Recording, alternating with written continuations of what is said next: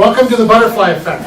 Thank you for coming. Randy can't make it today. He had to rush back to Texas to take care of a job he's working on. He drove up from Texas Tuesday to be here. Last night he calls us and says, I gotta go back to Texas. Okay. So no cowboys up front this morning. Well, he's officially a cowboy because he owns cows. I'm making a venture.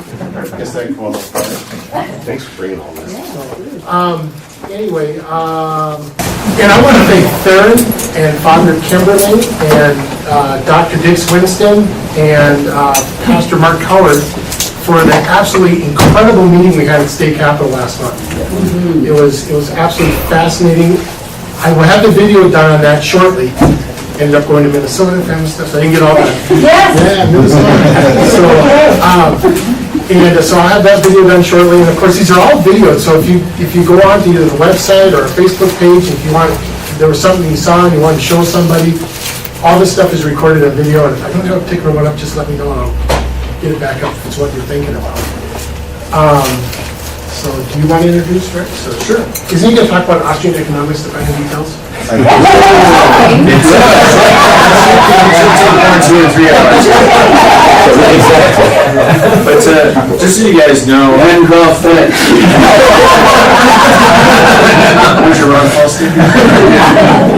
As you guys know, we live in an amazing country, and the fact that we exist here today is, in a way that our country is founded, was amazing. We started with 13 small colonies, just in a small little section of this country. And the way that we've been able to expand across the expanse of this continent and have all the privileges that we have today is an amazing thing, and we've been very blessed. And to talk about how we got here and, did God bless us and are we still blessed, Pastor Rex Louth wrote a book recently, God Shed His Grace on Me, talking about a lot of these subjects, about how did we get here and what God's impacts were and what we can do today for our country. Pastor.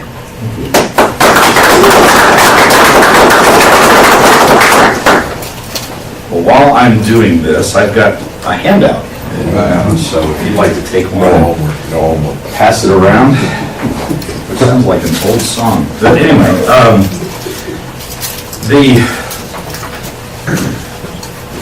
the idea that our nation is a Christian nation is one that has come under great amount of assault recently. And when I say recently, I mean within the past several decades, actually. In about 1948, to be precise, we started seeing some rulings in our Supreme Court that used a phrase that you've all come to know and love, no doubt, as I do, the separation of church and state. And they used that phraseology in a couple of the rulings beginning in 47, and then in 48 they used a ruling against Christianity, against the church, in setting forth ideals that were against 150 years of precedent at that time. And so I kind of want to come from the aspect today of, are we really a Christian nation? I'd like to talk a little bit about that. God dealt with me several years ago now about getting back to where He wanted us to be as a nation.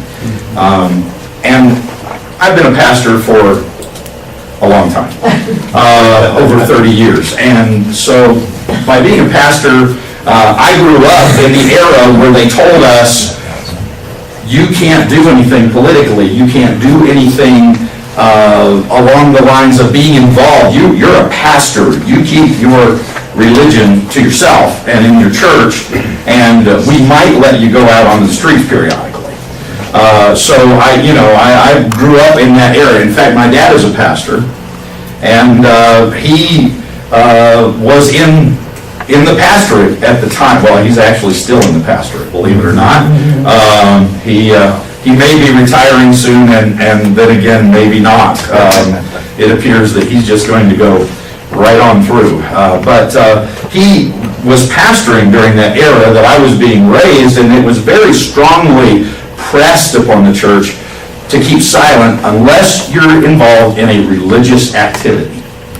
And what they termed as a religious activity was a worship service or a Bible study or something like that. Not out in the open, not out in public. And I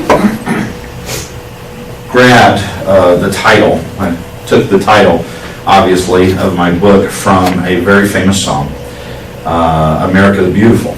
And when I thought of the book that I was writing, I thought, did God really shed His grace on this nation? Is it something that we should do, or that we should hold on to? Is He really the God of America? Is He really the God that made this nation what it is? Well, He is. And of course, the line from the song is, America, America, God shed His grace on thee and crowned thy good with brotherhood from sea to shining sea. Now, if you review the song America the Beautiful, and I'll start there, you'll see that choruses are written to coincide with the verses. Not all choruses are the same. In fact, if you look at the original poem written by the dear lady who wrote that song, you'll find that her poem that she wrote was more of a prayer than a prayer of thanksgiving, and a prayer that God would indeed shed His grace on this country, and that He would bring us to where He wanted us to be. It was a prayer. It was not a statement of fact.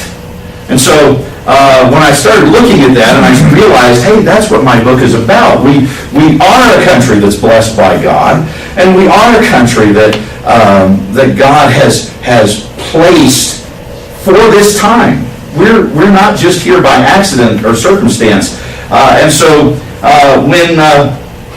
when she wrote this poem, it was more of a prayer, and we need to understand that God did shed His grace on this country. Now, I want to take a few moments. I brought just some of my library today to kind of, and I've got a library at home that is on the founding of America and so forth, that is pretty extensive. I've become a student of history, if you will. And so by being a student of history, that's what helped me bring this together. And I really feel like the church is being challenged today to step its game up. To step up to the plate and say, I've got something I can do. I've got something I can make a difference with. And you here today, we're maybe what you might call a handful of people, but we have the ability, with the unction, if you will, the power of God behind us, to make a difference. Now I know, please forgive me if I get a little preachy. I'm a pastor. When the invitation went out for today, I thought it was pretty amazing that they listed me as a pastor, author, and activist. And I was like, yes, I am an activist. As I was growing up, as I said, we were told you need to keep yourself under control, your separation of church and state and all that. I'm going to talk about that here in just a few minutes. But before I do, I want to just let you know that I am an activist. And you know what? All Christians are. If we follow the Bible and we follow its teachings, Jesus said, go into all the world and teach all nations to observe whatever I have commanded you to do. And so, is that activism or not? Yes. It's going into the world, it's touching lives, it's telling folks, hey, here's how you need to do this. Here's how you need to operate. Jesus has a way, He's the only way, so let's be an activist about it. And so when I saw that, I thought, yes, I have arrived at least at that stage. And the thing about America is it didn't just come about at the time of the Declaration. A lot of times we take a look at the Declaration of Independence and we go, ooh, Creator, which I'll talk about in a moment. but we're endowed by our Creator with certain inalienable rights. But it all started long before that. Long before that. Did you know that Columbus, on his first voyage over to America, was in his papers, in his authorization to come and explore, were the words, the phrases that said you can go and any untamed land, any non-Christian land that you come across, you are to establish the Christian faith there, and you are to build a Christian civilization. You are to reach those people with Christianity. Now, that is taken out of our history books today. That is taken out of what we're training our children, our young people in our schools, and the only young people who are really hearing this are homeschoolers or those who are in Christian facilities who are teaching Christian schools. But in general, in the public, and this used to be common knowledge. This used to be in the history books, and I've gotten my hands on a few of those. And amazingly, this was well known in the early years of our nation. And it was not only known, but it was promoted. And so Columbus was sent with the idea that if he came across a people that were non-Christian, he should bring them to Christ and show them the truth and the way. Also, Sir Walter Raleigh. All of these who founded positions on our shores were given the authorization to come and establish the Christian faith. They all brought with them Christian ministers. And of course we know the story of the Pilgrims. What folks don't know is that Jamestown, the original Jamestown colony, was given the same authority. They were not just to come here and establish a colony for the crown. They were to come and create a Christian stronghold in America. And of course the Pilgrims, they came across, because of the need for Christian liberty, they came across with their ideals, and that is a long story, but they came because they were under persecution overseas, and America was a place where you could live for Christ, and this is key. A place where you could come and live for Christ freely as you saw fit. So it wasn't a place that you could come and just establish, new land, and there was that draw. And, granted, people wanted gold too. They wanted the goods that came with founding this nation. I'm not going to stand here and tell you that everybody who came across the lake, the pond, so to speak, was looking for, Christian freedom. But there were some other opportunities. But for the most part, in all of the founding documents of the original colonies, there was a strong emphasis on the Christian faith. And time goes by, they start, various sects of the Christian faith begin to move into the various lands across New England and all along the coastline, even into Florida. And so they began to establish this Christian stronghold. And they all looked at Christ a little, well, they all looked at Christ as being Son of God, but they all worshipped him and approached his service a little bit uniquely, a little bit differently. Now, what a lot of people like to tell you is all the bad things. The witch trials and the strong punishments that were given to people in certain areas of our new nation, of our new colonial establishment, that if you didn't follow their rules, they like to bring out the negative, but what they don't bring out is the fact that this was becoming a revival center for the world. America and its colonies were becoming a place where you could worship Jesus Christ in a wonderful, dynamic way, in the way that God was instilling in your heart. Father Theron and I. We're a little different in the way we conduct our services. I don't want to scare anybody, but I'm Pentecostal. So I hope that doesn't send anybody fleeing out the door. But we're a little bit different in the way, and all of us in ministry, we're a little different. Even those in my approach to ministry, we're all different. But we all stand for the same principles. And it was a blessing to me last month to see these gentlemen sitting on a panel that represented the cause of Christ. And that's the way it was in early America. We all followed the same Lord, just in a little bit different way across the colonies. And strongholds for God were made. Now, a lot has been said, and I cover this in the book, but a lot has been said about the Black Robe Regiment. I want to talk about them.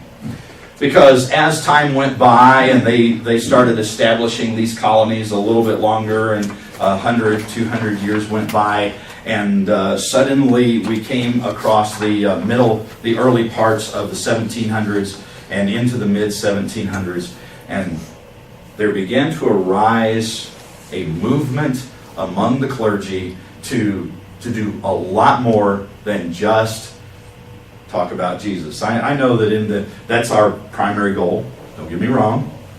Okay? But the thing about the church, what we're really meant to do, I want to go back to what Jesus said, go into all the world and teach all nations to observe what I've commanded you. And so our goal is not just to hold services. That's not what we're really all about. We are to impact our society. We're to touch lives. And we're to go into all the world and help all mankind understand that Jesus is the way. I sound like I'm preaching a sermon. I need to get back to this whole idea of Black Robe Regiment. But suddenly, and not just suddenly, but it was like a move of God. Ministers start taking the pulpits and saying, we're coming under an oppressive, tyrannical government. They're trying to stop us. The king and his group across the seas began to impose their will on the churches of America. And they began to tell the churches how they ought to operate. Now, the reason that most of these had come over the sea was because they wanted to get away from that. They wanted to get away from that type of oppression. So these men called the Black Robe Regiment and actually the Black Robe Regiment, that terminology was intended to be derogatory. It was intended to be a slap in the face of the clergy. Those that were faithful to the crown began to talk about this Black Robe Regiment and how they were doing terrible things to our people. That we were, when I read this, when I was doing some research, really it got in my nerves. Some of the things they said about these ministers, because I kind of put myself in the modern day role of the Black Robe Regiment, and they began to call them weak-minded. And because they didn't follow the ways that the crown wanted us to do, they called them weak-minded. They called them, that they had crossed the bounds. Does this sound familiar? They had crossed the boundaries outside of their purpose, their religious practice. And so they were meddling in government. Well, I'm about as politically involved as you can get. Okay, I am involved in a particular party, and I have now I'm serving in an elected position within that party. And some folks told me when I started moving through that party, you can't do that. You're a pastor. What are people going to think? And I thought, you know what? This is why we're in the shape we're in. I believe that it's time for the Christian to get involved. And not just in the church. We should be involved in the church, and we do have the mission of reaching the lost for Jesus Christ. But it's a whole lot easier to reach the lost for Jesus Christ when you've developed a society of growth. where the gospel can be presented freely and openly without having to worry about the separation of church and state, so to speak. And these black robe regiment, I am encouraged by these men, these ministers. I'm encouraged by them because as I read their sermons, and one of my books, well, actually two of my books, this is the index. This is just the index, okay?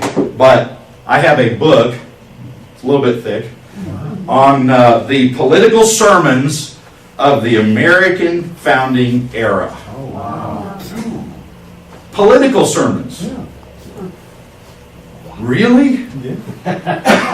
Political sermons of the American founding era. This is one of my favorite books. You can see that I've tabbed many places and I'm working on many more. I haven't made my way through the entire book yet. But when I saw this book, I said, that's mine. I must have this book in my library. Because as you read through these messages of these men of God who were extremely influential during our early years, you'll find that they brought out scripture after scripture after scripture. And the Bible does talk about how to operate a society. It talks about how to operate your life in every facet of life. It talks about government. It talks about how to rule, how rulers and governors should be. There is actually a sermon delivered to the governor of a particular colony and those in the Congress and so forth, where the minister told them, you're not, and they were pretty strong. I mean, I've preached some pretty strong sermons, but I haven't preached a message to the, House of Representatives or Senate yet. But I would love to. The messenger, the pastor, the minister at that time preached a message to them and said, you are not ruling effectively and you're not ruling the way you should unless you follow these rules. And remember that you should not be taking bribes. I mean, he was very strong and forceful with them. And we're told today we can't do those kind of things. We can't speak those kind of messages. Well, I kind of violate those rules a little bit in my pulpit. But the truth of the matter is that it's not part of our Constitution at all. And the Black Robe Regiment, my favorite of the Black Robe Regiment, I've got to be honest, is Peter Muhlenberg. Peter Muhlenberg is absolutely my go-to guy. And when I went to the Wall Builders Conference a couple of years ago in Washington, D.C., we had a tour of the Capitol, and they have a statue in the House of Representatives of Peter Muhlenberg, or at the Capitol. It's actually it's not in the Senate or the House, but in the Capitol building, they have a statue of him with his black robe on. And I did everything I could to try and find a black robe I could bring today, but I don't normally use one, so I didn't have one readily available, but I guarantee you I will be getting one. But Peter Muhlenberg puts his black robe on, goes to the pulpit as he did every Sunday, and he ministers a sermon on how that there's a time to live and a time to die, and suddenly the song comes to our mind. From the 60s, there's a time for peace and a time for war. And as he concludes his sermon, he pulls off the robe, he pulls back the robe, and underneath is the full dress military uniform of a commander in the military. Because he has been selected by George Washington to put together a unit of fighters to go out and take part in the Revolutionary War. And he says the time for war has come. Now, a lot of folks in my congregation know this, and that is that there are many Sundays that I pack. I mean, I have a concealed carry permit, and some folks say, oh my goodness, a pastor.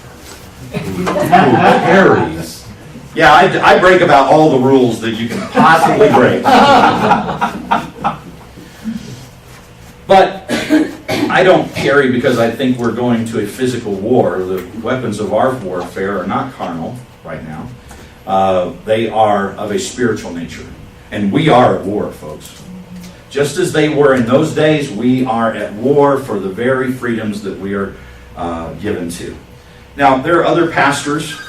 Jonas Clark happened to be the pastor whose house John Hancock and Samuel Adams were staying at the night of Paul Revere's ride. Paul Revere rode to Jonas Clark's home and warned them the British were coming. Now, John Hancock and Samuel Adams were under ruling of the crown to be captured or killed because they were treasonous to the British crown. And so Paul Revere rides to Pastor Jonas Clark's house. I like to think I could have been Jonas Clark if I had been born during that era. I like to think that I would have been, part of that. But it was at their house that they were having a discussion, and they said, "Will the men of Lexington fight?" Now, pastors really shouldn't be involved. We're all about love, right? We don't fight. And don't get me wrong, I'm not a violent man. Some people are all of a sudden are looking at me and going, "Oh, Pastor Rex." I'm not a violent man. But here's the truth. That there is a time to fight. And there is a time for peace. There is a time to rise up and a time to sit down. There is a time. And Jonas Clark, when he was asked, "Will the men of Lexington fight?" he said, "I have trained them for this very hour." The pastor trained them. Is that cool or what? There's another pastor by the name of William Emerson, and I love facts and figures, but I'm not going to try and throw a bunch of them at you because I don't want you to sit there and go, "Oh, Lord, please don't have them back." But, I don't want to read this guy's book. He's boring the way it is. But Reverend William Emerson, on April 19th, the day after Paul Revere's ride, and by the way, can anybody tell me what that day is? Good Friday. Well, it's Good Friday this year. Yes. Or no, actually it's Good Saturday. The 19th, the 20th is Easter. But April 18th, yes, is Good Friday. April 19th is the day the shot heard around the world took place. And so it was in the wee hours of April 18th, or April 19th, that Jonas Clark was asked if they would fight. William Emerson on April 19th grabbed his musket and his robe and headed downtown. Wow. What a pastor. The aldermen of the city on that day convened with him, and he stated, "Let us stand our ground. If we die, let us die here." This was a minister. And it all sprung from the messages that had been preached, delivered in the years preceding that time. The Black Robe Regiment stood against the tyranny that was going on. And then very quickly, because I know time's getting along, but as the Black Robe Regiment were ministering, there were men and women who were part of that we know, very, very bold names that suddenly come to mind when we're thinking of founding fathers. Men like George Washington, but he was a deist. No, he wasn't. I deal with that a little bit in the book. But the fact is that our founding fathers, they went to church regularly. These were religious men. And I don't like using the term religion so much, but they were men of faith. Let's put it that way. They were men of faith that regularly attended worship services. In fact, when George Washington's inaugural took place, he immediately after the inaugural took his the people of the Congress and himself and went to church. That's right. Oh, no, separation of church and state. Do you know the largest church in Washington for the longest time was held at the Capitol building? Yes. Now, oh my goodness, we can't be doing that, can we? Oh yes, we can. And our founders saw no problem in that. Our founders who put together the First Amendment, which guarantees our rights to religious freedom, they felt there was no problem in taking everybody to church after the inauguration. Not just inaugural balls where you have to go and dance with your wife in 100 different locations throughout the night, but they went to church. And they solemnly took their oaths of office under God. That's why it is not a problem when I say the Pledge of Allegiance to the flag to say we are one nation under God. And we shouldn't have a problem with that. And those who do don't know the history of our nation. Now, of course, you all know about the Declaration of Independence and how that we are endowed with our Creator with certain unalienable rights. The Declaration of Independence has more than just our Creator mentioned, though. At the end, and this is probably one of my favorite parts, at the end of the Declaration of Independence, it says, "We, the representatives of the United States of America in General Congress assembled, appealing to the Supreme Judge of the world for the rectitude of our intentions." Well, who's that? The Supreme Judge of the world. Let's see, William Rehnquist? No. John Jay? No. Even John Jay, who was the first Chief Supreme Court Justice, Chief Justice of the Supreme Court. That's not who they were referring to. They were referring to the Supreme Judge of the world, God Almighty. So they were appealing to the Supreme Judge of the world and for the support of this declaration. I skipped down a little bit because it talks about how they have the right to, make treaties and so forth as an independent nation now. And for the support of this declaration, with a firm reliance on the protection of divine providence, we mutually pledge to each other our lives, our fortunes, and our sacred honor. With a firm reliance on the protection of divine providence. And you will note throughout the entire Revolution, many occurrences of days set aside for thanksgiving unto God because we had won battles. George Washington did go out and deliver a prayer the night before the great crossing of the Delaware. He was searching for God's divine providence and action, and he acted on what he felt as a result of that prayer. And there are proofs that this is so. By the way, the story of Peter Muhlenberg, pulls back the robe and reveals his guns and uniform. There are many today who are saying that is untrue. And as I was doing research on this, I did a lot of research. I didn't put anything in the book that I could not find substantiable evidence for. And this is one of the stories I put in there because there is substantial evidence for it. A lot of people say, oh, that didn't happen. That's just a myth. That's just something that the Christians are trying to put out there. But, his nephew wrote a history book about the revolution and spoke with the people who were closest to the event, some of them which were there when he did this. And he said, I am not writing this book to promote the life of a family member. I am writing this history to show the truth behind. Now, this is someone writing in the early to mid 1800s, just after all of this had occurred. If you want to find the truth of history, you go to the people closest to the event. Many of us, most of us, probably all of us, remember 9/11/2001. Why? We were there. We saw it. It happened. And so I've got to run on. I am running on, and I've got to hurry along. But these are the truth. And there was a person who writes in his log, in his journal entry, that he came across George Washington in Valley Forge, in the woods that day. He rode across this event, and he tells the story of how that as he was there, he heard someone crying out to God in a passion that he had not heard before. He said, and he was a Quaker.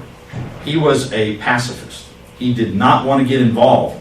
And he said, I changed from being a Tory to being a supporter of the revolution when I saw the faith of the man in the woods. Friends, our history is riddled with prayer and just endowed overwhelmingly with the truth of the freedoms that came from Christianity and from prayer, from someone seeking out to God to establish this nation. I don't have time to go through it all, but did you know the Constitution is a biblical document? Oh no. It is a government that is totally without religious influence. That's funny because several articles, and I won't read all of these, but several articles of the Constitution are based directly from biblical sources. Deuteronomy 17:15 talks about someone who will rule over you must be someone of your own people and not a stranger. That's where our president must be a natural-born citizen of the United States. When it comes to being tried for treason, you have to have 2 or more witnesses, Deuteronomy 17 and verse 6. And Isaiah chapter 33, verse 33, verse 22, by the way, says that God is our judge, He is our lawgiver, and He is our king. 3 branches of government. And in fact, that was quoted by several of our founding fathers as to what they decided, why they decided to have the 3 branches separated. Tax exemption for churches comes from Ezra chapter 7, verse 24. We inform you, it shall not be lawful to impose tax, tribute, or custom on any of the priests, Levites, singers, gatekeepers, Nethinim, or servants of the house of God. I still get taxed as a pastor, but that's okay. It's all right. You know, and yeah, so, you know, we're all in the same boat. I understand that. But we are a Christian nation. By the way, what I handed out to you, so I won't go through this a lot, but what I handed out to you on the pages 2 through 4 is an excerpt from the book where I point out that both the House Judiciary Committee and the Senate Judiciary Committee separately, in 2 successive years, gave responses to those trying to remove chaplains from the House of Representatives, the Senate, and the military. And in every situation, in both situations, they specifically said, we are a Christian nation. Like I said, I won't go through it all, but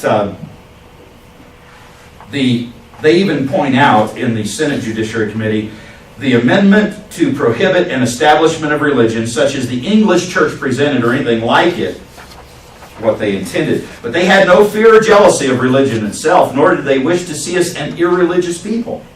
They did not intend to inhibit a just expression of religious devotion by the legislators of our nation, even in their public character as legislators. They did not intend to send our armies and navies forth to do battle for their country without any national recognition of that God on whom success or failure depends. We, as Americans, need to be careful when we remove God from protecting our military or moving by His hand. It said, on the contrary, all has been done with a continual appeal to the supreme ruler of the world and a habitual reliance on His protection of the righteous cause which they commend to His care. The House Judiciary Committee's, my favorite part of this is, if they had had a suspicion of any attempt to war against Christianity, the revolution would have been strangled in its cradle. And finally, one of my favorites, is the last page. In the case of the Holy Trinity Church versus the United States, the Supreme Court of the United States stated these and many other matters. They went through the fact that we have an oath that appeals to the Almighty, the custom of opening sessions with deliberative bodies in prayer, These and many other matters which might be noticed add a volume of unofficial declarations to the mass of organic utterances that this is a Christian nation. That is a ruling of the Supreme Court of the United States. So beginning in 1947 and 1948, when the Supreme Court began to issue separation of church and state rulings, taking prayer out of our schools in the 60s and Bible reading and all of that, they were ignoring precedent in our own Supreme Court. Watch out. Watch out. I'm getting there. Okay, I've got to conclude this. It is only within the last several decades that the assault on the Christian faith in public was allowed to rise. I talked about the separation of church and state, and by the way, that's not even in the Constitution. It's not even in the First Amendment. The First Amendment clearly says, Congress shall make no law establishing a religion, nor prohibiting the free exercise thereof. We throw the establishment clause up in everyone's face, but we have forgotten that they are not to prohibit the free exercise of religion in the public square. They are not to do that. And the Supreme Court has violated the very Constitution and the very amendment that they are supposed to be supporting. And by the way, the end of the First Amendment says this. Well, let me read the entire First Amendment and then I'll close. I promise. Which in my church means I've got another 10 minutes, but not. Congress shall make no law respecting an establishment of religion or prohibiting the free exercise thereof, or abridging the freedom of speech or of the press, or of the right of the people peaceably to assemble and to petition the government for a redress of grievances. See, we don't promote the full First Amendment, do we? Talk about free speech and freedom of the press, freedom against establishing a religion, but we don't talk about the free exercise of religion or that last part. And I think it's time for the people of the United States to stand up and petition our government for a redress of grievances. Because there are many.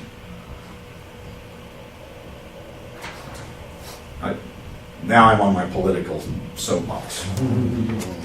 Due to the misinterpretation of the First Amendment and ignoring over 150-year precedents, the Supreme Court removed prayer from public schools, then Bible reading, public displays of Christian symbols, and so forth. The morals of this nation have nosedived, and there is wonder at why we're in the condition we are as a nation. So, here's how I'd like to close before I take any questions. How do you get involved? What can you do? Well, in the late 1990s, a pastor of a congregation was very disturbed at the direction our nation was headed. And he cried out in his prayer room, God, raise up someone to do something. God, I need you to please raise somebody up. And the Lord spoke to my heart and said, you. I'm calling you to do that. And I thought, no. I'm a pastor. We don't do things like that. And God said, you do now. Now, it wasn't an audible voice. But God speaks to me in a way He knows He's going to get my attention. And He said, who told you you couldn't do this? Well, it's just a general understanding. Oh, really? So I started making phone calls through a phone bank. I started getting involved in the political process. The next thing I knew, I had a state representative from the Colorado State Legislature show up at my house and say, we need a precinct leader in your area. Cool. Then the other precinct leader in my area quit, like the week after I became a precinct leader. And I was assured, oh, this other precinct leader, he will help you, because he's done this. And then he moved, and he couldn't train me anymore. So guess who got to train me? Me. And I said, God, I need help. Like I had done on many occasions when I was doing something that I totally had no idea what I was doing. The next thing I knew, time went on, I got more involved, I became more politically active, I became a division leader, and suddenly a vice chairman of a House district, and now I'm the House district chairman in my area.